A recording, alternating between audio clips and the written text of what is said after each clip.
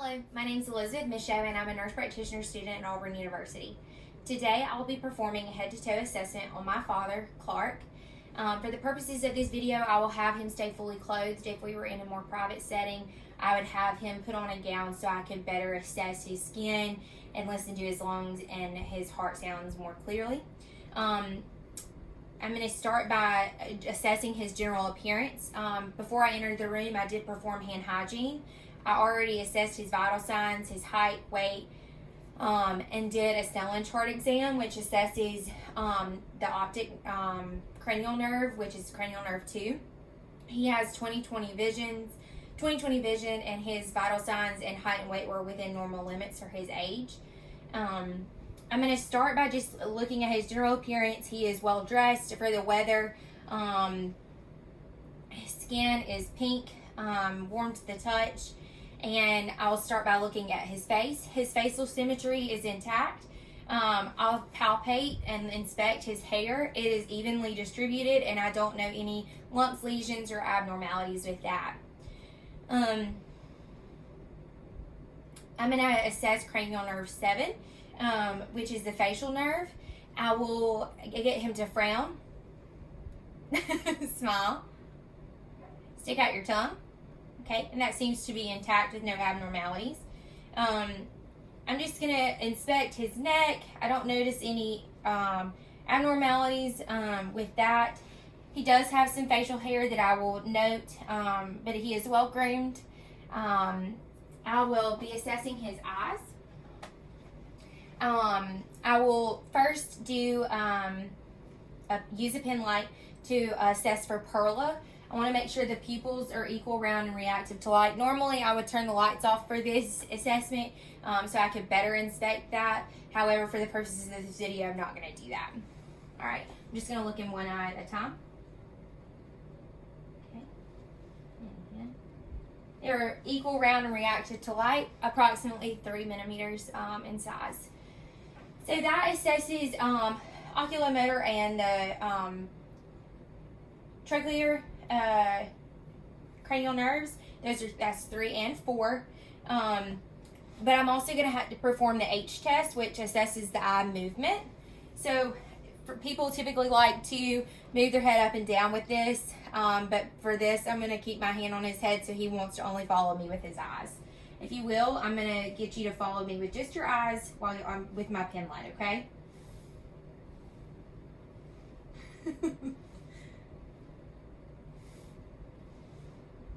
Okay. His ocular movements are intact. I don't notice any deviations with his eyes. I'm going to perform the cover-uncover test to assess for nystagmus, any linear eye movement that's inappropriate. And then I will also test his peripheral vision. I'm going to start with the cover-uncover test. If you'll cover one eye. Okay, uncover. I would do this bilaterally. I don't notice any abnormality with that. And then for the purposes of this video, I'm going to stand beside him and only assess one side of his peripheral vision. If you will, cover the opposite eye that I'm covering. Okay, and I want you to tell me when you can actually cover your other eye. Okay, and I want you to tell me when you can see my fingers. Oh, I see him. Okay. And again. See him. Okay. His peripheral vision is intact. That also looks at cranial nerve 6, the abducens, by looking at his peripheral vision and when he can see my hands come into the field. I'm also going to look at the optic disc. Okay.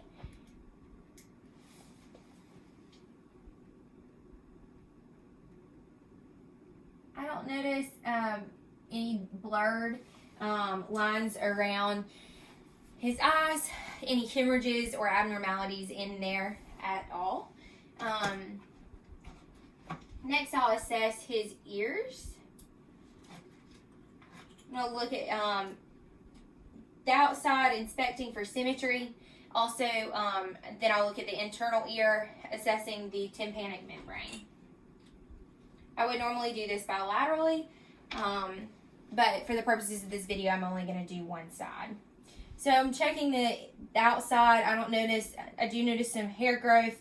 That's not abnormal for a man. I don't notice any lumps or lesions. Now I'm going to assess the inside, pulling the pinna up and back.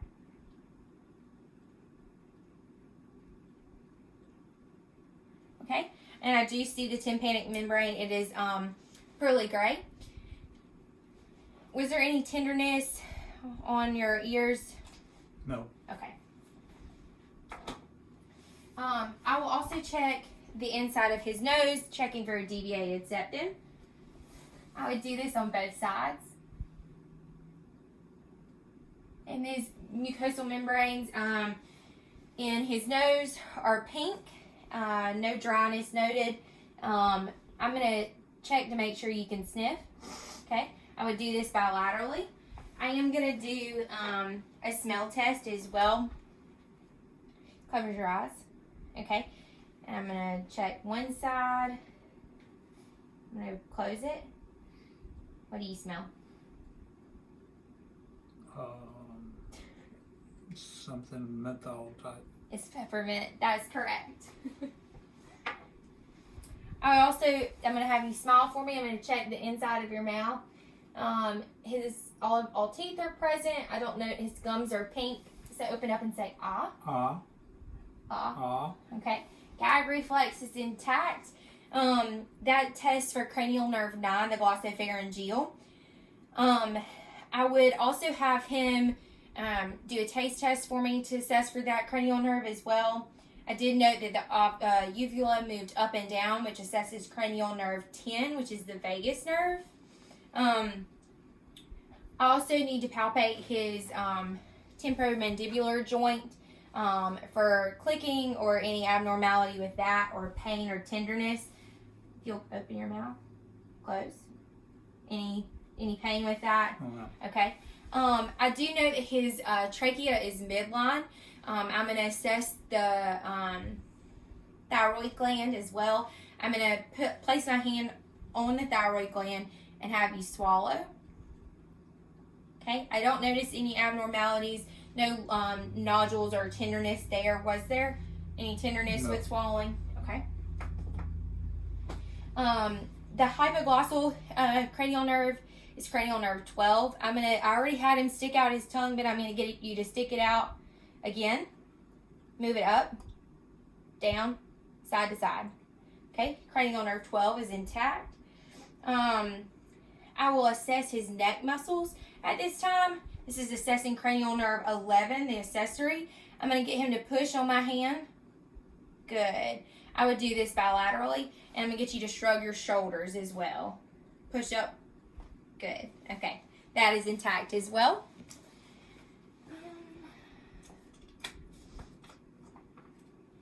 I also need to assess his maxillary sinus and his frontal sinus. I'm going to palpate. Any tenderness? No. Okay. Also his lymph nodes. I'm going to assess the preauricular, postauricular, submandibular, anterior cervical, posterior cervical,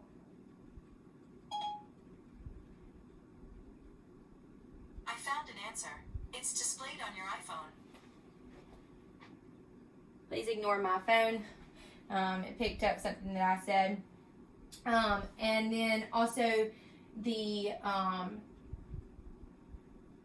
preclavicular lymph nodes. Were any tenderness noted when I was palpating those? I don't note that they are enlarged or anything during that assessment.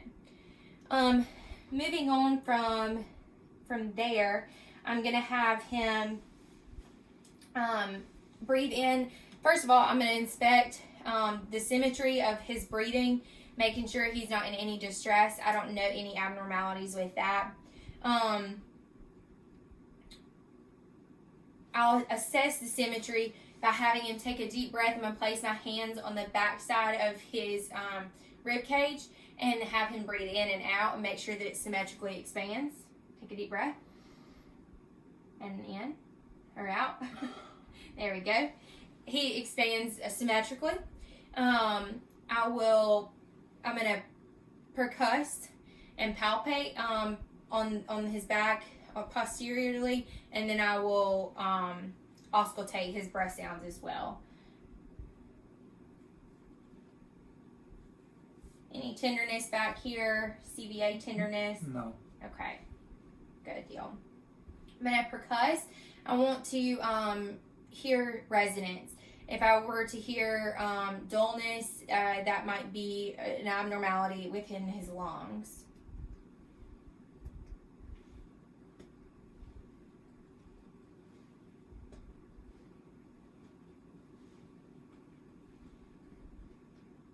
Okay. I'm also going to assess for tactile firmness. When I place my hands on you, if you will say 99. 99. 99. 99. 99. Good. I don't know that it is hyper resonant with that. I am able to feel it, which you should. If there was decreased, it might mean that his lung sounds are not clear bilaterally. And now I'm going to listen with the bell and then the diaphragm. Each time I place it, if you will take a deep breath.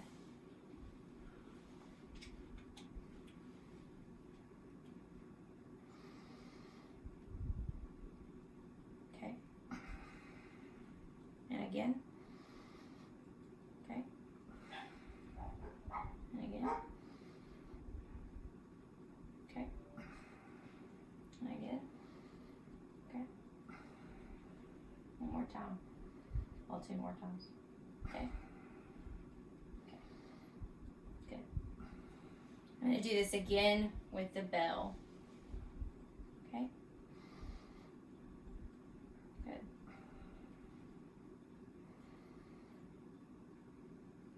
Okay. Good. Good.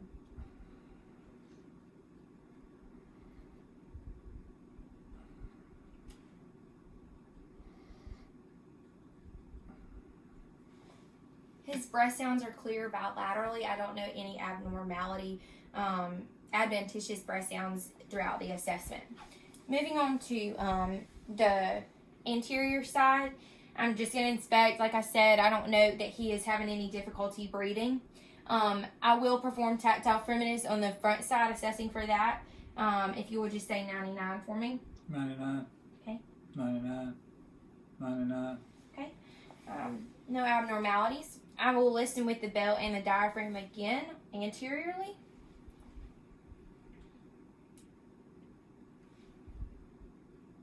Deep breath. Okay. Okay.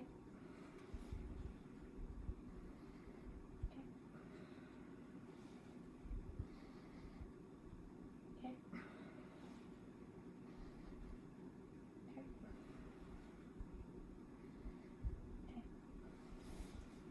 And then the bell. You can just breathe normal.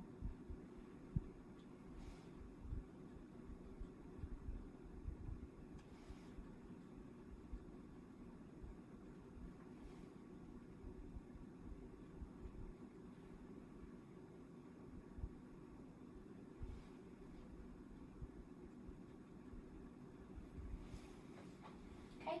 Moving on to, I don't know any adventitious breath sounds anteriorly either. Moving on to my cardiac exam, I'm going to start by inspecting the chest. I would also assess for jugular venous distension. I would have him lie down at a 30-degree angle and turn his head and assess for any distension with that.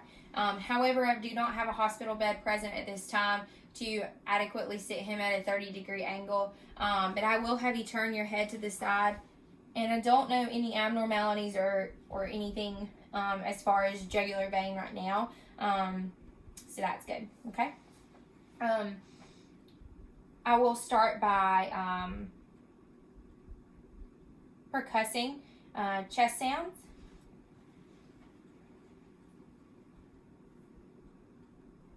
I'm just going to palpate and feel. I'll feel for the point of maximum impulse. Okay. I'm going to auscultate with the belt and the diaphragm as well.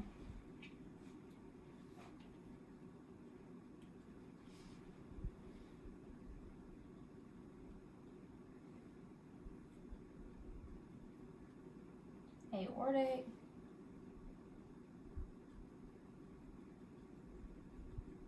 Pulmonic. Herbs. And mitral. And again.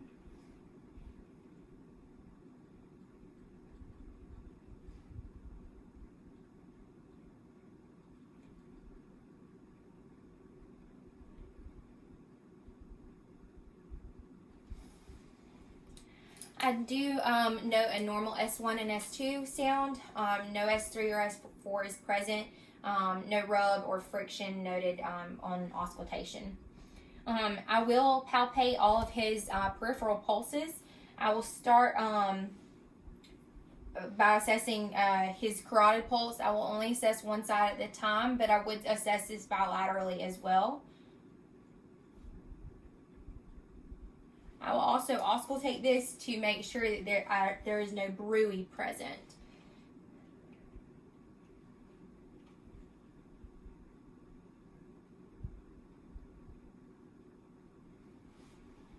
I don't hear a bruit, which is a normal finding. I'll check his brachial, or his radial, and his brachial pulse. Okay. While I'm down here, I'm going to look at his hands. I'm going to check his capillary refill. It is less than 2 seconds. I would do this bilaterally. His nails appear well groomed, and I don't note any clubbing at this time, and I don't note any edema in his arms either. I would also assess his femoral groins. I'm not going to do that at this time, but I will check his peripheral pulses in his legs. Okay, I'm checking his pedal, his post-tibial,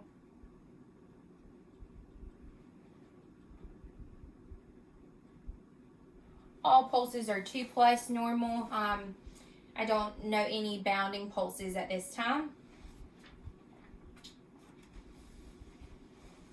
Okay, I'm going to have you lie back. I'm going to start his abdominal assessment. If you want to kind of scoot up into the bed a little bit, might be a little bit easier for you. There we go. I'm going to start by just assessing, looking at his abdomen. I don't note any abdominal distension or any bounding in his abdomen. First, with this assessment, I will auscultate not to cause any increased abdominal sounds.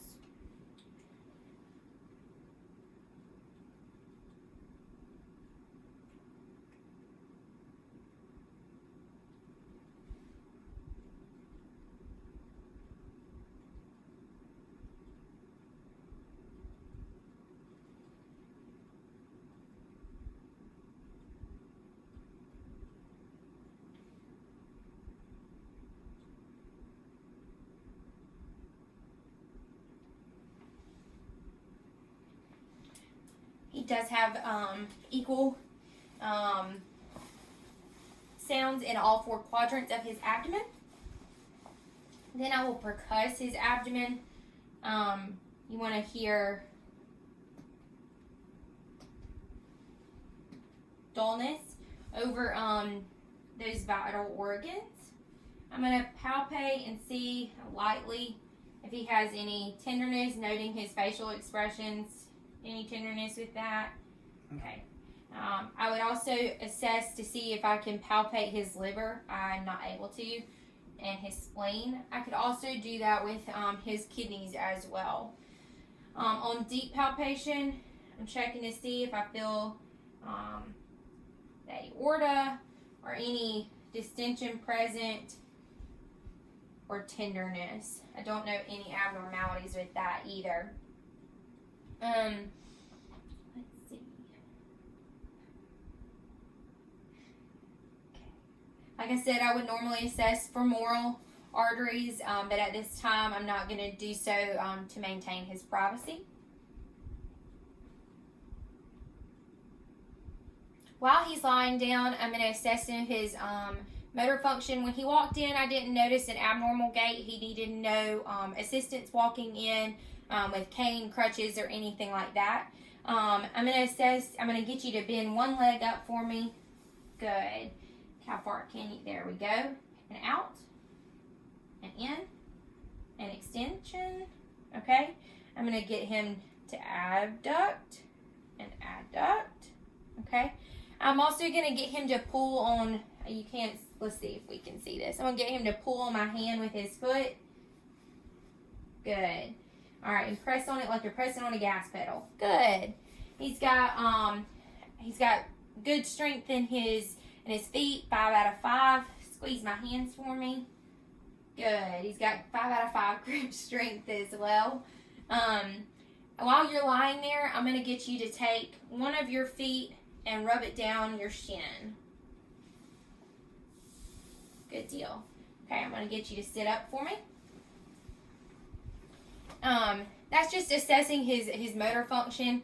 I'm also going to get you to take your finger. I'm going to get you to point it out to the wall and then come into your nose. Good. That seems to be intact with his hand-eye coordination a little bit. To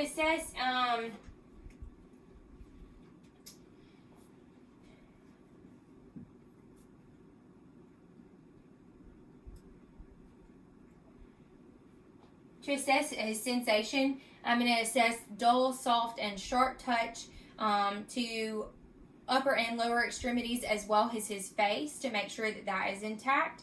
If you'll close your eyes for me, okay? Can you tell me? All right, first of all, I'm going to tell you what's what. This is dull, soft, sharp, okay? When I do it in any of your extremities, if you'll just tell me which one it is, okay? Sharp. Do it again. Dull. Okay. Sharp. Okay. Light. Smooth. Soft. Soft. Okay. Soft. Sharp. Dull. Okay. All of his sensation appears to be intact. Something I did forget was the Ryan and Weber test. First, I'm going to assess to make sure to see where he hears the tuning fork. I'm going to place it on the top of your head. If you tell me if you hear it in both ears or just the one, or which one. Both.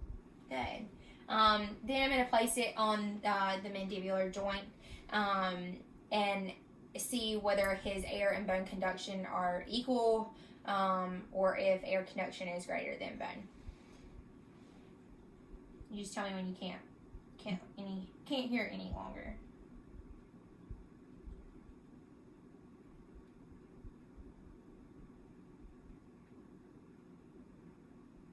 Can you still hear it? Nope. Can you hear it? Yes. Okay.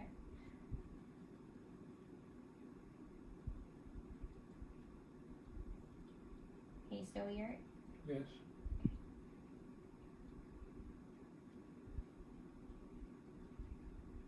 Nope. Okay. Air conduction was greater than bone.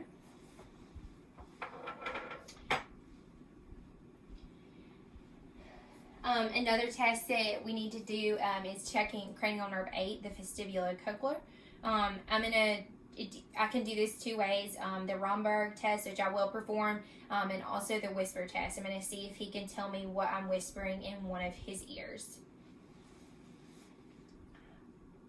Huh. Oh. I'm going to say it one more time. He's a little hard of hearing. Love. Love. You. Yeah, I love you. This is my daddy. Okay. I believe I've checked all cranial nerves. I did assess trigeminal, which is cranial nerve 5. To further assess his motor function, I'm going to get you to stand up for me. And back over here with me. Okay. I'm going to get you to put your hands behind your head. Okay? Behind your back. Okay? Touch your knees. And touch your toes, if you can. Good! Alright. He seems to be not having any difficulties with his motor function. Can you put your arms out to your side and close your eyes for me? This is the Romberg test. You would note for any swaying. Alright, that's good. Now I'm going to assess his reflexes. If you'll sit back down on the bed for me. Okay. I'm going to start by assessing his tibial.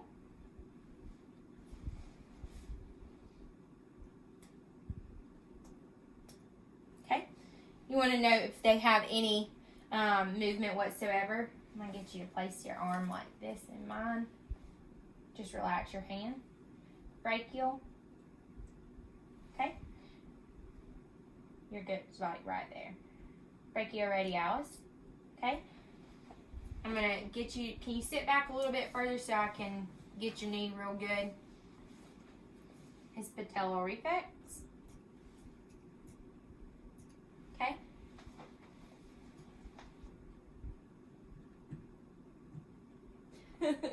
You're good.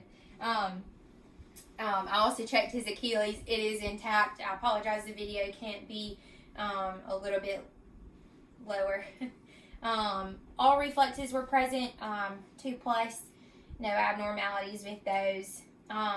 To assess his neurofunction, can you tell me your name?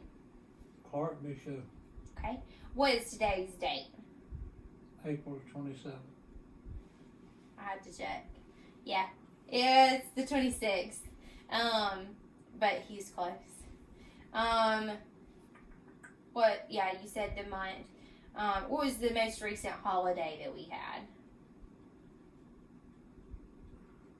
Is it Easter? That's correct. Okay. I'm going to tell him a couple of things and see if he remembers towards the end of our video. Apple, table, penny. Can you repeat those back to me? Apple, table, penny. Okay. All right. To further assess his neurological function, I would get him to tell me where we are. Where are we? Dothan, Alabama. That's correct. What kind of building are we in?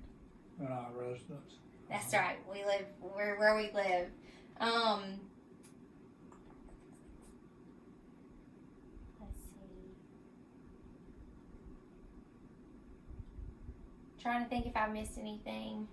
I can't think of anything right now. What were those 3 things that I just told you a little bit ago? Apple, table, penny. Good deal. He's intact, y'all. I believe this completes our assessment. Thank you for being willing to be my patient today, and I appreciate y'all for tuning in and watching this assessment video. Thank you so much. War Eagle.